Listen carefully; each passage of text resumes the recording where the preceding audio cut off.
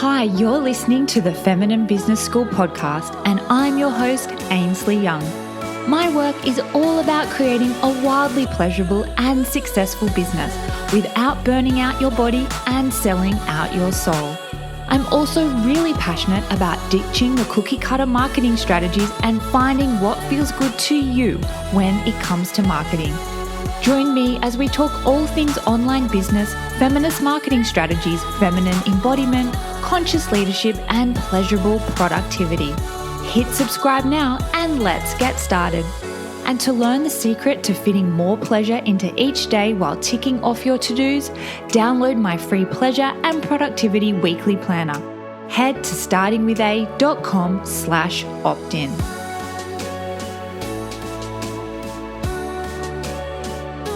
Welcome to another episode of the Feminine Business School podcast. I am really delighted to be bringing a powerful conversation to you from a really powerful woman, Anna Rova. Anna is one of my coaching colleagues and a peer, and I can definitely say a friend. And we have worked together as a part of a feminine leadership mastermind last year. And I've really had the pleasure to get to know Anna and her work. So let me tell you a little bit more about her. So Anna is a femininity and feminine embodiment coach, and she's on a mission to help successful women attract and keep masculine men. She helps women embody their feminine essence fully and get into the best position to attract a partner that will consciously and eagerly play the masculine pole of the polarity spectrum. Now, Anna has had a podcast for many years, a successful podcast, and she's a yoga instructor, a location-independent entrepreneur, and she's also a mum to a beautiful little girl, and she is pregnant, soon to have another little one. And it has been such a joy and honor to watch Anna really expand her business over the last year. And that's why I thought she'd be a really great fit for this podcast, just to get some insights into how to balance both the feminine and the masculine in your business, and particularly as you expand. So welcome to the Feminine Business School podcast, Anna. Thanks, Ainsley, for having me. That bio needs a little bit updating. I'm definitely not a yoga instructor anymore, but I've done my training in that, and I'm definitely not a location dependent that much anymore because I was traveling the world at one point, but now I've been located in Canberra for the 2.5 years, but we're moving to a new location, as you know, in the next 2 weeks. So pretty much location dependent in terms of the business that we've built. That's right. It's all online, but yeah, that needs updating. But thank you for introducing me so well. And we can't really go anywhere either at the moment, except for within our country. So yeah, awesome. So let's get stuck into it, Anna. I know that you have had a somewhat unconventional and a really interesting path into your coaching career. So I'd love for you to briefly share with us how you actually got into coaching and what do you feel have been the benefits of taking your own unique path? Yeah, great questions. I mean, when you say unconventional, what do you mean by that? As in, like, I wasn't born knowing that I would be a coach? Like, what's the conventional way of that? Well, I, just from knowing you and reading about your background is that you actually kind of came into your business through your podcast. You didn't actually go in as a coach. And I know that you came from working for a big personal development company.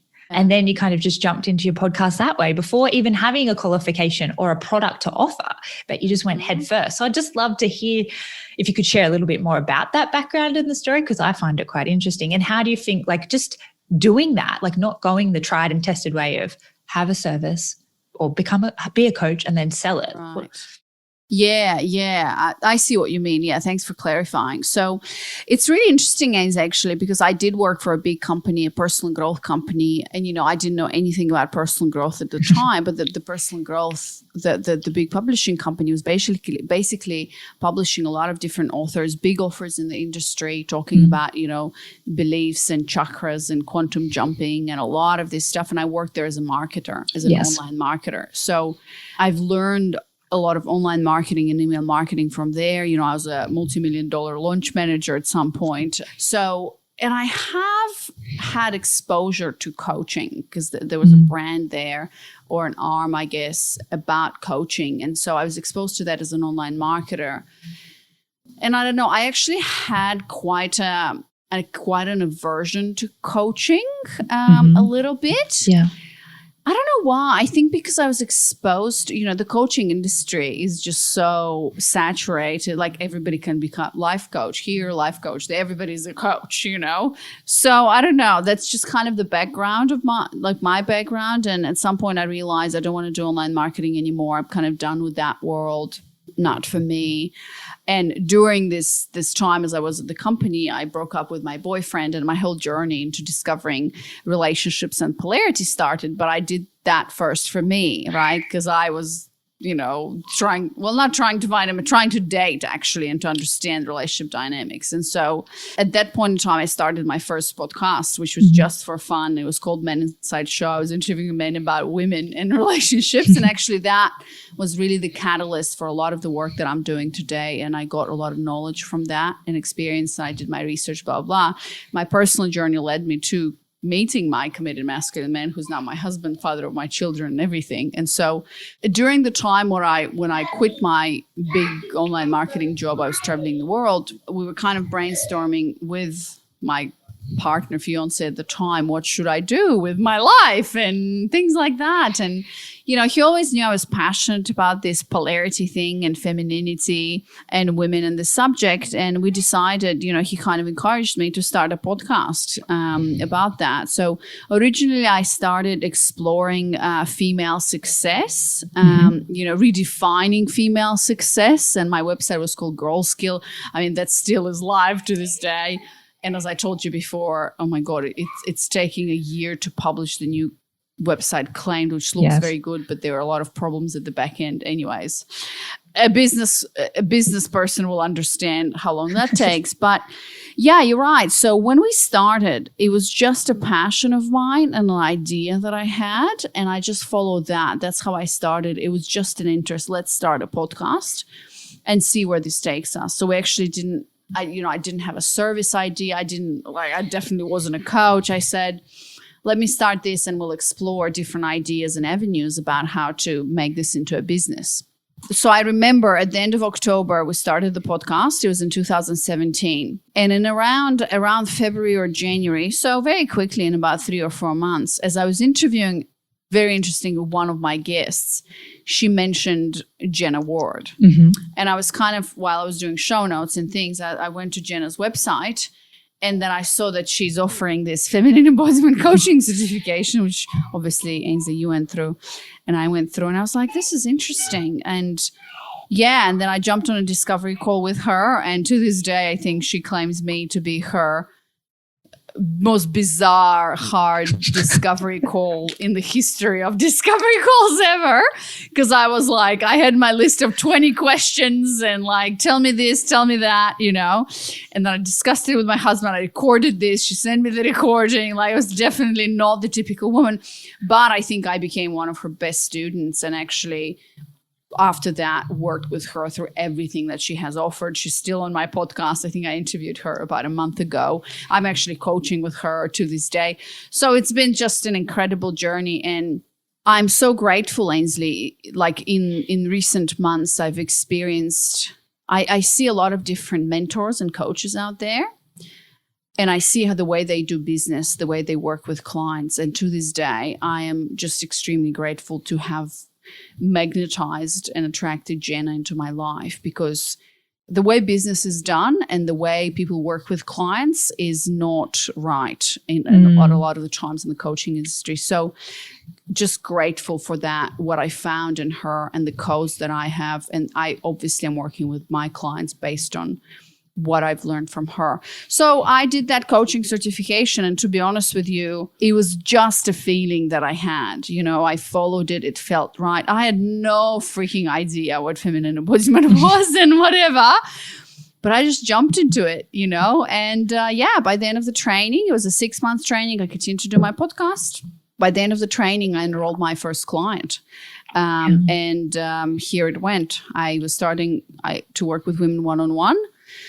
I was pregnant with my first child during that certification. And then obviously, I started working with clients during my pregnancy, and then my schedule get kind of packed. And then I had my baby, got back into it. And then after that, started this group coaching program that I have now. Yeah, amazing. I love that everything just unfolded, like nothing was really planned, and you really came back to what it is that you desired, and you trusted that inkling that you had to do the feminine embodiment coaching certification, which was very similar to me because I really didn't know what it was. I just trusted that it's what I needed to do. So changing gears, Anna, I know that you've got a wildly popular podcast yourself called Claimed, and I've had a look and you've recorded close to 200 episodes. I know that, you've got more coming out, but there's about 200 there live. And that's in just 3 years. And that is such an achievement. If anybody has a podcast, they know that there's a lot of work that goes involved. And the fact that Anna has been going for 3 years, about 200 episodes under her belt, with a baby and another one on the way. So I would love to know, how do you remain so consistent with your content, particularly this particular content outlet with your podcast? Yeah, well, thank you. Because sometimes I just forget that, that's actually, and the podcast. So the podcast is really interesting, Ainsley, because the podcast to me right now is actually the least of my concerns in terms of content. Like my biggest content in general is such a hamster wheel. And for me has been a dilemma for the last, I don't know, like I still to this day can't figure out this bloody content in terms of how do I integrate all of it? Social media, YouTube, podcast, we've been trying to create a system with my team, and it's a struggle. So, but the podcast part of it, I can tell you, is actually super easy for me because I've been doing this. So I learned everything by myself when I started this. And remember, I had a podcast before. So, and I think, I'm really proud of not having missed a week at all throughout 2 pregnancies and things like that. And it was just the consistency. It's not that hard. Like for me, actually, it's very easy. It's just you record, you press the record button, you interview. I started doing solo episodes. I have a schedule. And it's kind of like, this is when I started, right? And I've done this so many times, and now I've trained my team. So right now I just show up, record, and then I delegate it. And that's it. In terms of, I don't know, so your question in terms of consistency, it's just 4 episodes a month, And I've definitely had moments where I kind of struggled with it. Like in the 3 years, over 200 episodes, I definitely come to the point where I got a little bit, not necessarily bored, but at some point you become it stales, and you're like, all right, I can't keep talking about the same shit over and over again, So how did I actually, to be honest with you, I just followed what interests me and what I'm passionate about. So, oh my God, you can't imagine, Ains, how many requests I get on a weekly basis about dating and relationship coaches that want to be on my podcast. And some other celebrity, even like I've had to decline celebrity coaches who work with like Brad Pitt and whatever. And like these PR agents are sending me this intuition coach to talk about business and this. I'm like, why the hell are you sending me this? My podcast is about relationships. So it's really bizarre. And I'm like, nope. So I say no to everyone who requests pretty much. And I go for what I'm passionate about. And this dating and relationship, like, I don't want to interview any more dating coaches. Like, get me out of here. What I'm really passionate about now, Ains, is, I've interviewed you on my podcast, which is brilliant. We talked about embodiment. The other avenue that I'm exploring now is fashion and style, something that I teach my clients. And so something that I'm currently working on and is a big part of us women and our femininity. So I'm interviewing stylists. My next step is evolutionary psychology of women. So I think that, like, if you're not passionate, and I've listened to so many podcasts where I know she's recording this because she has to, because it's popular, because, and there's strategy, and I'm like, ugh.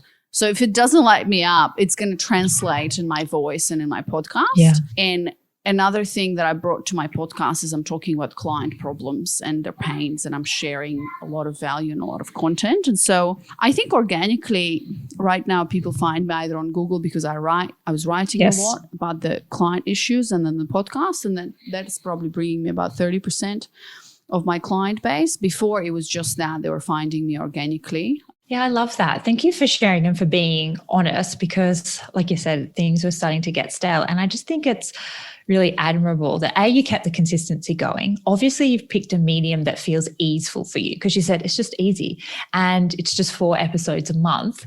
And then staying true to what it actually is that lights you up. So I remember last year when we met in person on the Sunshine Coast, and you were talking about fashion and textiles and anybody listening outside would mean, what the heck is Anna talking about? Like, she is a dating and relationship and intimacy coach. Like, this is her thing, but she's talking about this. But from an embodiment point of view, like, you could tell that's what was lighting you up. And they were the visions that were coming to you when we were doing these embodiment practices. And it's obviously what lights your fire and it's what you're curious about. So it keeps you going, it propels you going, and you're bringing your audience on the journey, on the ride with you. So I just think that's amazing. And thank you for sharing that, because I think it gives other people permission to follow their passion and their interests, because that's where the energy is. That's what resonates and transmits to the audience, rather than, like you said, listening to people and you can tell that this is what they think they should be talking about. So another question for you, Anna. I know that you are an absolute gun when it comes to learning something and then implementing it ASAP. Like, I witnessed that last year. I was like, holy cow, like, this woman, she learned something, she implements it, and you just don't mess around. You absolutely just get stuff done. So I'm curious, how do you balance this very masculine go drive energy so you don't burn out? And I know you have burnt out in the past, as have I, as have so many women. But I'm curious, like, what are some of your practices or your priorities so you can have a bit more balance as you grow this really amazing business? Well, these are the same questions I've asked you, Ainsley, on my podcast. And I've been telling you about my podcast, how bloody hard it is to balance. And yes, the fact that you want to grow and, the time is now and the opportunity is now and you want to take it. But you also are a mother and a wife. And I've asked you the same. Yeah. So it's a challenge, I think it's an ongoing and a constant challenge. I can only share what worked for me because I have gone through, the last year, we've grown 10 times, pretty much. It was a huge leap, pretty much grown exponentially if you really think about it. Oh, you have. And I have been the face, or I've been the coach and the salesperson and everything pretty much. Obviously, my husband is here with me doing the background, the tech, the marketing, really supporting. He's holding that masculine structure.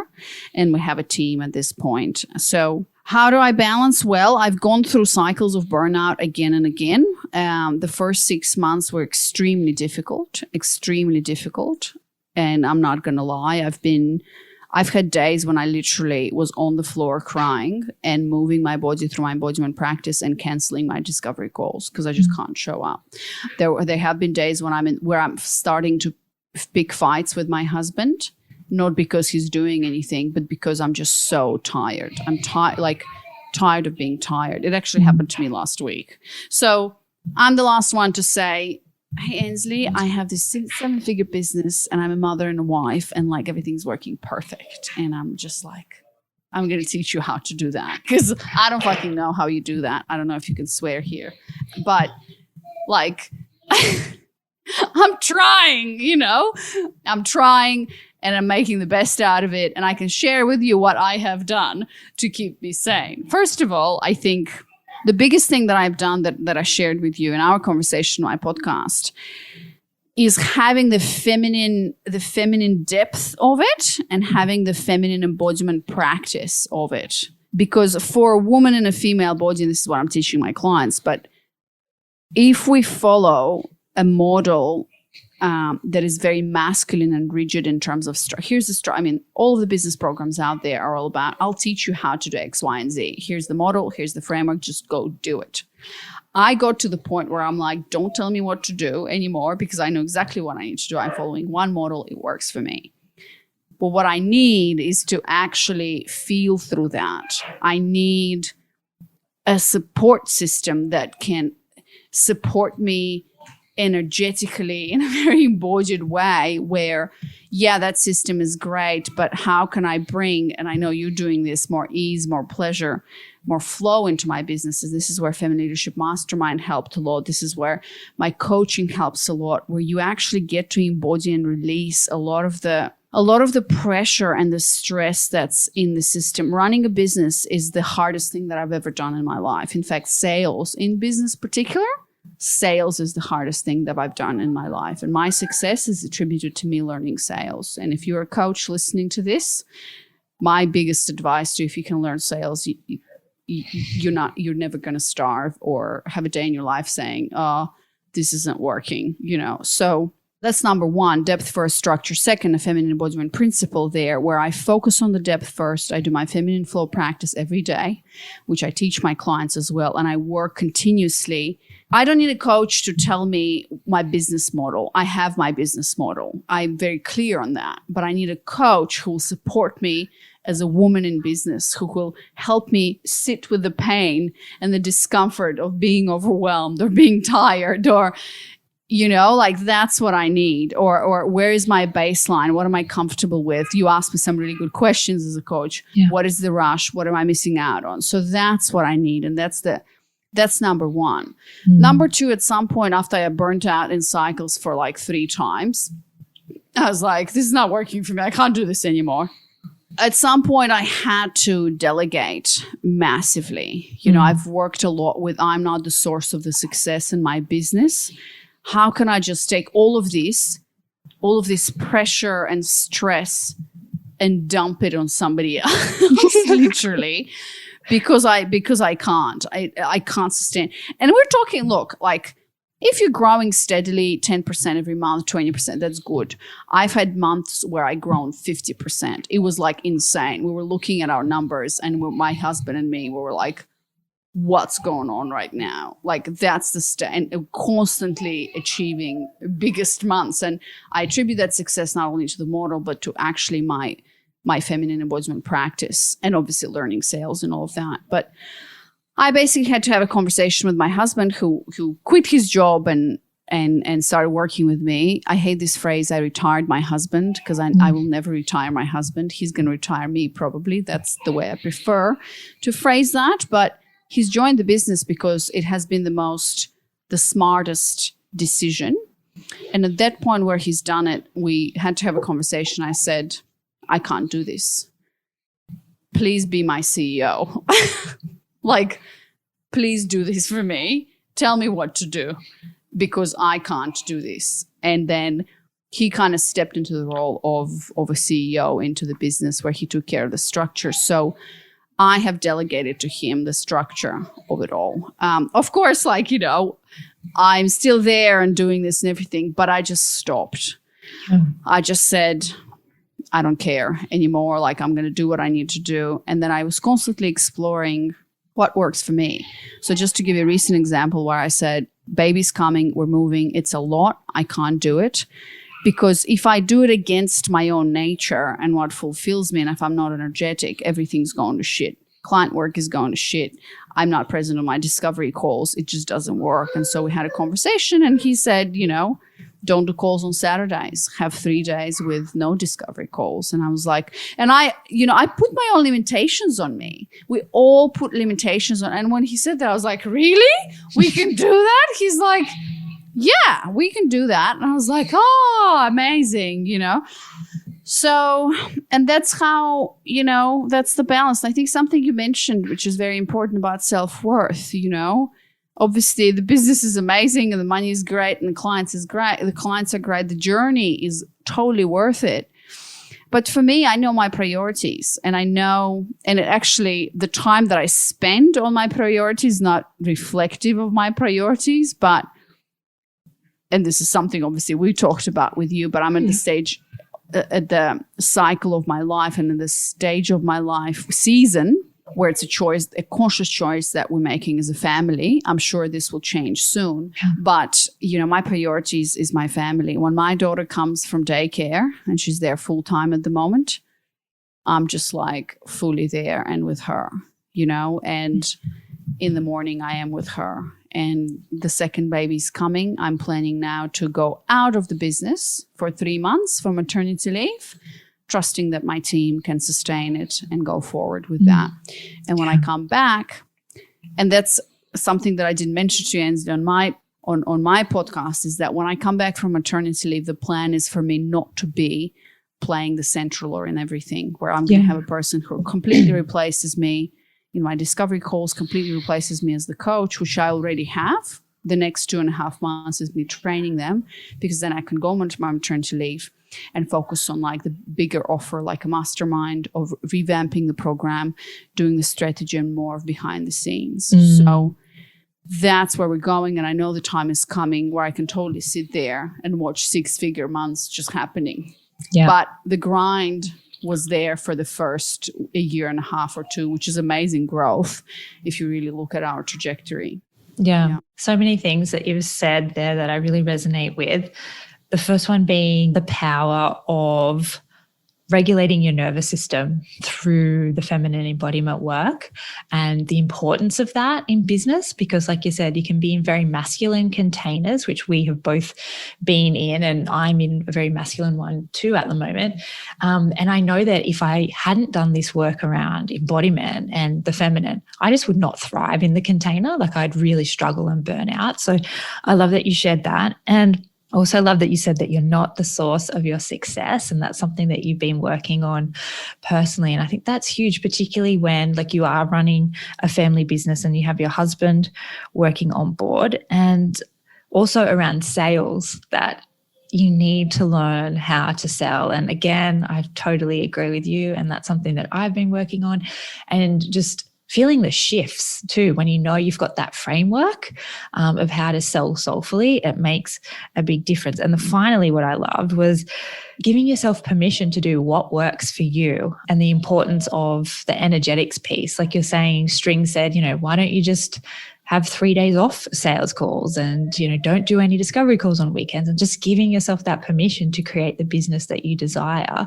and that works for you and nourishes you, rather than you always nourishing the business. Yeah, I think that's key. So thank you for being so open and sharing. I think our listeners will definitely benefit from what you shared, Anna. So another question I have for you, it's really obvious, just being in your presence and knowing you, that you have this electric energy. Like when you're on, you're on. And as a result, you have grown your business exponentially. I'm curious, what fuels this drive and ambition? And you've mentioned before that you are a very driven and ambitious woman, but I'm curious, like, what is the driver behind this? To be honest with you, I think it's a combination of nurture and nature. I've been asked this question many, many times, and, obviously some of my girlfriends, and it's actually one of my girlfriends in particular, she says, "You're the most ambitious person I know. You just are." And I'm like, really? Like, I don't consider myself the most ambitious person on the planet or whatever, at least. I mean, I am an ENTJ, which is, Steve Jobs and 1% of the population. So, it's like I had to really sit with that, because I never looked at myself as somebody special or somebody that if you look really at my story is very, very complicated. As I came from Eastern Europe, the poorest country in Europe. I had a really shit childhood. My mother passed away when I was really young, and then I was lucky enough, quote unquote, that my dad married an evil stepmother. It was a nightmare. At 16, I didn't know where to sleep, and so a nightmare, and so and then when I look back at that, and then I flew all the way across the world to Malaysia, it was crazy. And when I look at my life, and I'm like, what's that? What's driving that? And Azy, it's so interesting. My daughter now, Zoe, 2.5, she seems to have my personality. I go to daycare and they tell me, Zoe is so strong. Like, she knows what she wants. And I'm like, uh-oh, another one of me is coming. Which is, super rebellious and all of that. So, so one part of it, and I don't know whether it's half and half, but let's assume it's half and half, because I can't sit here and say, well, I worked so much, like I did work so much, and but that one part is, so it's two part. One part is my personality. As a child, I always knew what I wanted. I always wanted to be in the center. And the kid, I'm a natural leader. I was just born. It's a personality thing. There's nothing you can do about it, ENCJ, born and they just born. I was born this way, So that's one. But then, of course, there's many people who are born this way. And then what do you do with it? It's not what defines your success, or it's not, then there's life circumstance, how you deal with that, what you learn, who you become, and all of that. So the other side of this is very much, it's the, I guess, the dedication to learning and growth and discover and explore. And so what drives me, if we're talking about business, Ainsley, what drives me is the results of my clients and my obsession about getting them that result and figuring out the problem that they're dealing with and helping them solve the pain. And I know I heard you talk about feminist marketing, where we empower our clients. We can discuss about that. I'm definitely here to empower the clients. But what I have learned is that if you can solve a client's problem in the most efficient, fast way, give them the result that you want, you're going to be successful in business. And if you're obsessed about client results, then that's what, and focus on that. So my drive and my ambition and what fuels me is, oh my God, it's like my Facebook group of clients. I've read 2 posts today. This woman is like, oh my God, this guy I've been seeing for a month. He just bought tickets to Puerto Rico and paid for the hotel. I have never had that in my life from a man. And another client who's she's on my team now, client enrollment success director. She's like, my man took me to Texas, paid for everything to a wedding. And this is the 15th trip this year that he's done that. And I just feel so supported. That's what drives me. The client results, the women getting into their bodies, their journey, their process, their dedication to the work. And yeah. And of course, am I motivated by money? Not as much as a man, I would say, but seeing the number grow in our account and being compensated for the work that I'm doing and the value that I'm helping women bring to their life. This is what's motivating. And of course, having enough money in the bank to buy a house that we want, live by the beach. We're now moving, to a location that's by the beach, walking with my daughter along. So just the lifestyle. And that's what I remember, that event that we did, our embodiment practices together, when I had these visions and everything. Jenna always taught me, especially, what is the purpose of life? The purpose of life is to experience life. And how can I experience life? I want to, my desire and why we're building all of this is to experience life to the fullest. And to me, that means, and I thought of this as in all the full senses, as in I want to see beautiful things. I want to see the world. And we've traveled a lot. We lived in a lot of different countries, but I want to see the world. I want to experience the beauty of all of these amazing places. I want to eat. I want to savor the food that is the most delicious food in this world, and I just ticked off my bucket list. We went to Sydney to this restaurant with this guy who was featured on Netflix and who only cooks on fire and everything. When I entered that, and that Chef's Table is my favorite show. When I entered into that restaurant, they set us right in front of the chef that was featured on. And it was an experience. We spent $700 in that restaurant, But to me, I still remember how I felt that day, And so that's what drives me. I think when you look at the bottom of this, it's I want to experience life to the fullest. And if I can do that, and obviously what's needed for that, you don't need money to experience life to the fullest. But if you want that abundance and the expansion, I want to have access. I want to experience that. I have zero guilt about this because I had nothing and I come from nothing. Yeah. And if I can do that in a way that also gives the contribution, so I know that I have to lead with the heart. That is my practice. If I lead with the heart and not get caught up into my ego or the money of it all, because the money is who could care less? When I'm with clients on discovery calls, I'm offering them a money back guarantee.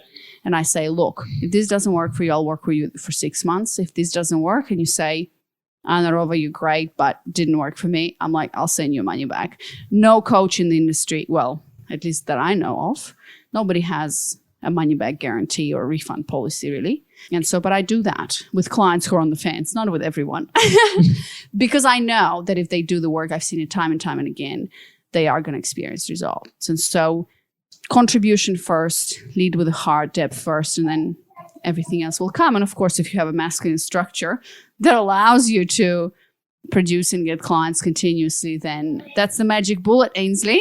It's not perfect, but these are the elements to it. And I think that's what drives me.